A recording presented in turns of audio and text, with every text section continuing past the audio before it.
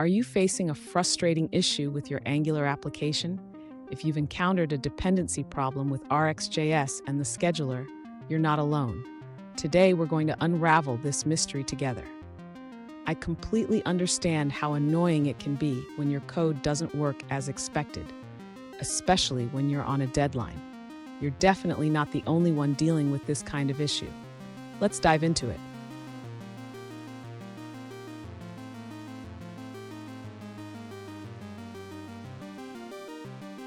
Here's the specific situation we're looking at. A user has shared their code snippet where they are trying to use the Scheduler.async in their Angular component. They are getting an error message stating that property async does not exist on type of scheduler. Sound familiar? Let's figure this out together. So what could be causing this error? It often stems from incorrect imports or changes in the RxJS library structure. Understanding how RxJS handles scheduling is crucial for resolving this issue. And stick around.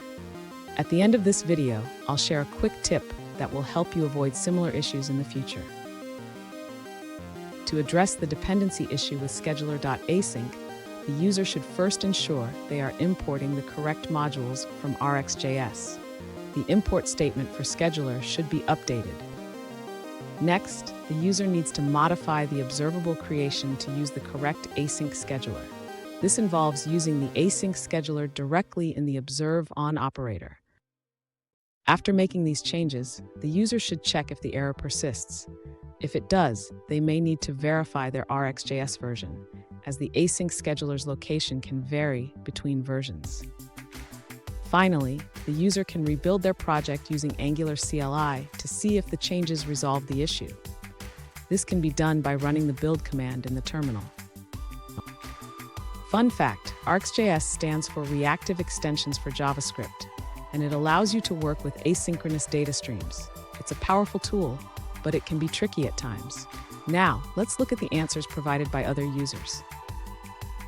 An alternative solution suggests that the issue may stem from changes in RxJS version 6. The user found that the schedulers have been relocated. They recommend importing the async scheduler directly from the main RxJS module. Here's the tip I promised. Always keep your RxJS library updated to avoid compatibility issues. This simple habit can save you a lot of headaches down the road. And there you have it. With the right imports and an updated library, your issue should be resolved. If you found this video helpful, please subscribe for more troubleshooting tips, and remember to keep coding confidently.